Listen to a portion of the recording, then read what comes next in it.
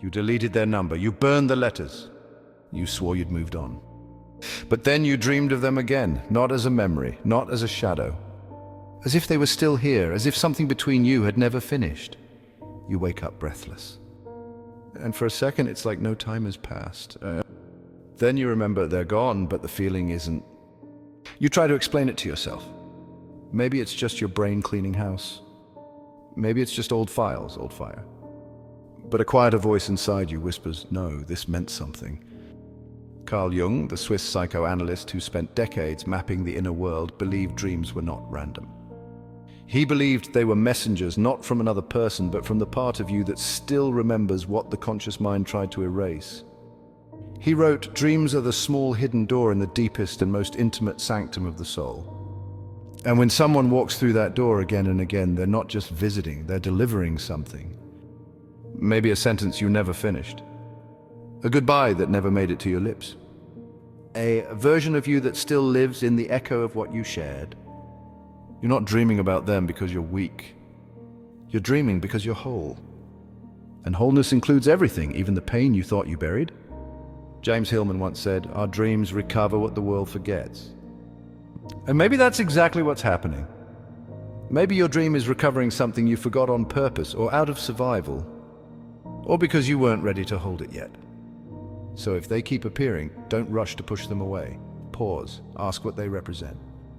Ask what part of you they still carry. And if you're not sure, just stay with the feeling. Maybe that's the message, not clarity, but the courage to sit in the unresolved without needing to destroy it. Because sometimes the soul doesn't want closure, it wants communion. Not with them, but with the part of you they awakened. And your dreams, they're where that conversation continues.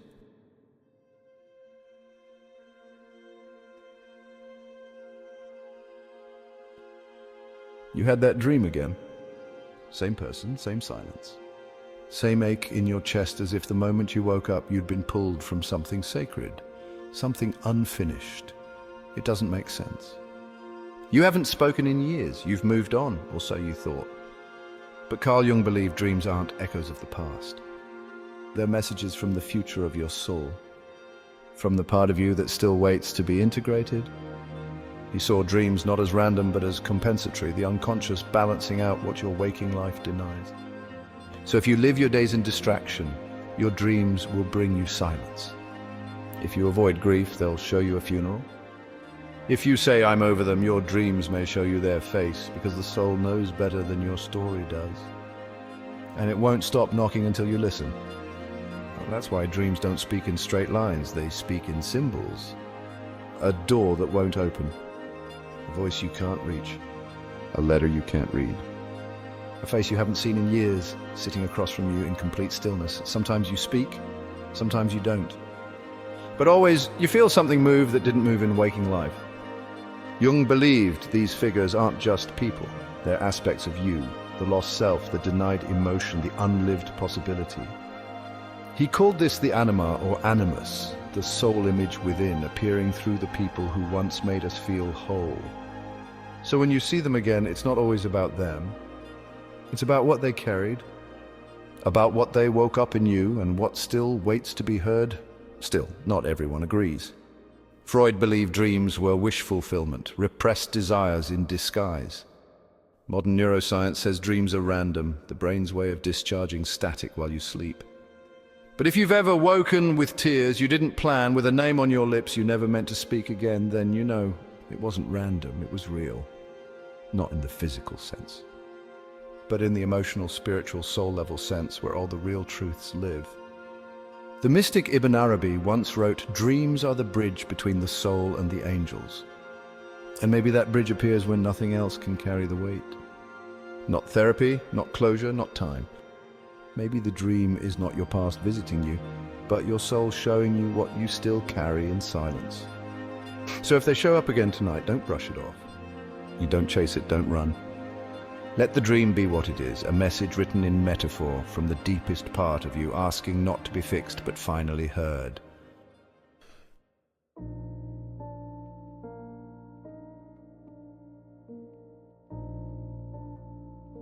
You thought it was over. Time had passed, words were left unsaid. But that's just life, right? And yet here they are again, not on your phone, not in your inbox, but standing in the doorway of your dream, looking at you like they never left. They don't always speak. Sometimes they just appear. Sometimes they walk beside you quietly. Other times they say the thing you always needed to hear, but never did. You wake up and it lingers. Not just their presence, but the weight of something unfinished. And you wonder, is this haunting?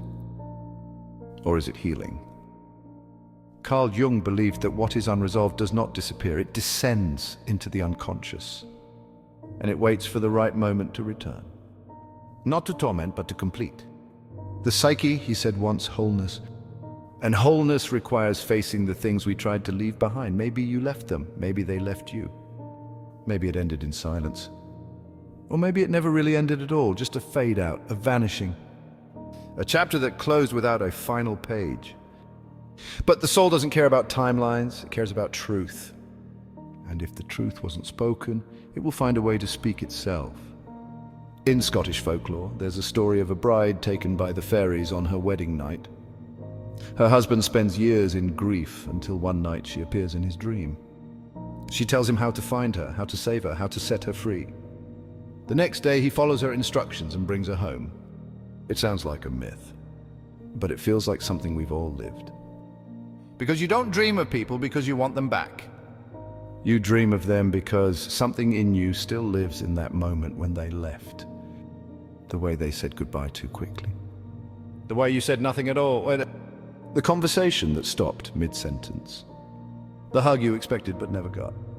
The version of you that existed only in their presence and nowhere else. Maybe you felt it too.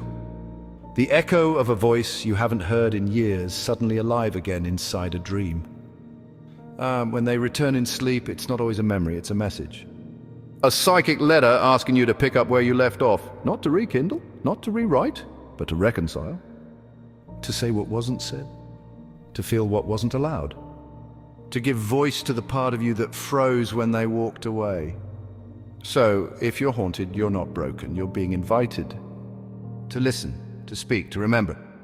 To let the story finish in the one place it still has room to breathe, inside the dream. Because some people don't haunt us to stay. They haunt us to leave properly. And your soul, quiet, persistent, loyal, will keep bringing them back until that part of you no longer needs them to.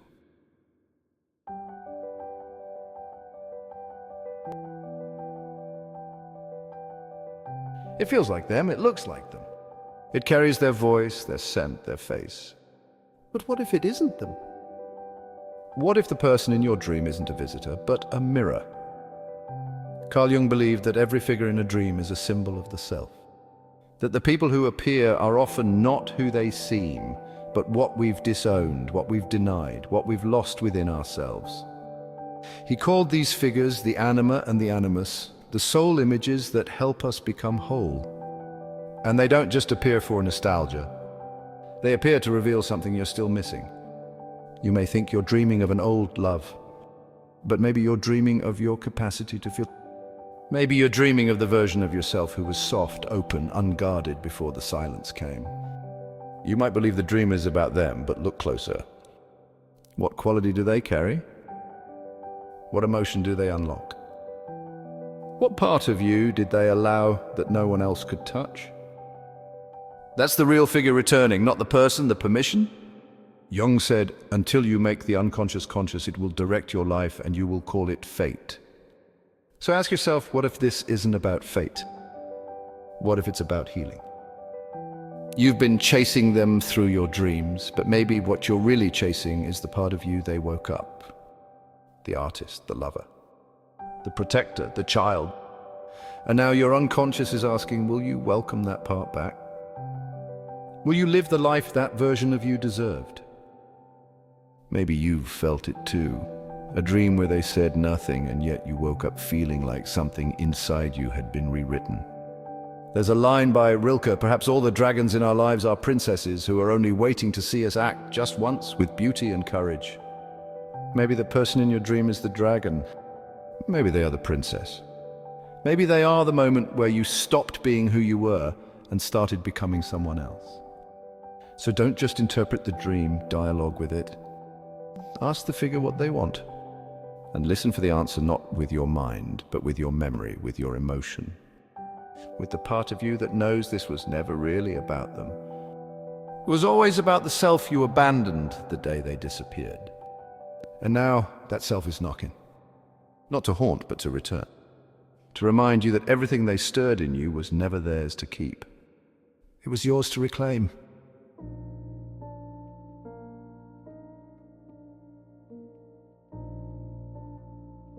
Not every dream is meant to be solved. Some are meant to be honored. Because what if the person who keeps showing up at night isn't returning to reopen your wounds, but to return something you left behind? Carl Jung believed the unconscious doesn't use logic or language, it speaks in images. It speaks in strangers who feel familiar, in old lovers who arrive just before a decision, in voices that whisper truths you weren't ready to face by daylight. He believed these aren't random appearances, they're psychic invitations. The soul is always seeking wholeness, and what you've suppressed doesn't vanish, but it waits. And dreams are where it comes back into view. Sometimes they appear angry, sometimes kind, sometimes exactly the way they were, and sometimes as someone completely transformed. That's not fantasy, that's function. Your unconscious reshaping the story until you're ready to see what was really there. This is the beginning of dream work, not interpretation, not analysis, but relationship. Jung called this active imagination. You take the dream back into waking life and you continue the conversation. You sit quietly. You return to the image. You ask the dream figure, what do you want me to know? And something answers, sometimes in words, sometimes in tears, sometimes in the way your body reacts before your mind does. This is not a trick, this is a return to yourself. You can journal it, you can paint it. You can walk with it for days. Because every image in a dream is alive. And like all living things, it speaks best when it's not interrupted. There's a man who dreamed of his late wife every night for 6 years, always the same. She was running. Through streets, forests, memories, always just ahead, always just out of reach. Each time he woke up chasing breath. Each time the ache returned. Then, one night he did something different. He stopped running. He stood still. And for the first time, she turned around. She didn't speak. She just looked at him with the kind of peace that needed no explanation. And after that, the dream stopped. Not because he moved on, but because the dream had moved through. This is what happens when ghosts become guides. When the unconscious doesn't need to scream because you finally started to listen. And maybe that's what your dream is doing, not replaying pain, but offering resolution in the only place you're still open enough to receive it. Because some messages are too sacred for the waking world. Some truths only speak when the ego is asleep, and all that's left is the soul. So if they come again tonight, if the door opens and there they are looking at you with a silence that says everything, don't turn away, don't chase them, don't interpret, just listen, not with your mind, with your memory, with your ache, with the part of you that knows this isn't about going back, it's about becoming whole. And when you listen long enough, the haunting stops, not because they're gone, but because you finally heard what they came to say.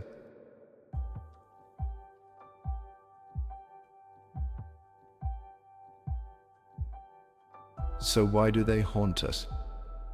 Why does the same face cross the same threshold of our dreams again and again, long after they've left our life?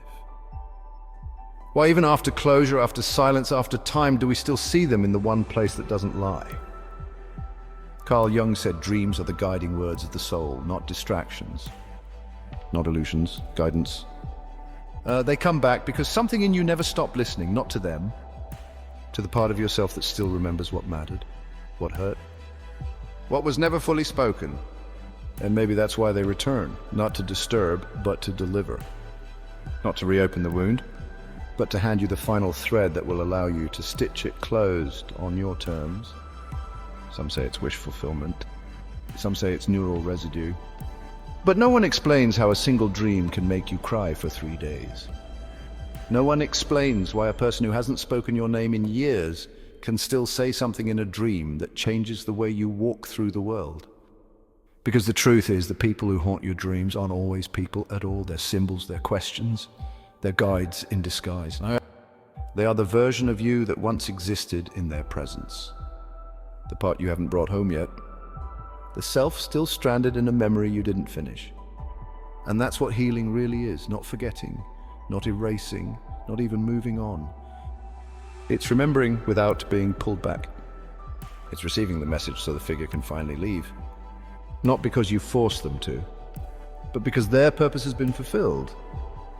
So if someone came to mind while you watch this, if there's a name you haven't spoken in years but can still feel when the world gets quiet, maybe this is your moment. You don't need to call them. You don't need to write a letter. You can just speak it here. Leave their name in the comments. Not to bring them back, but to let them go in a way your waking life never allowed. Let the dream be what it was, a bridge between who you were and who you're becoming. And if they return again tonight, let it be not a haunting but a benediction, because now you know they weren't just appearing, they were delivering. The last part of a sentence you were always meant to finish. Not with them, but within yourself.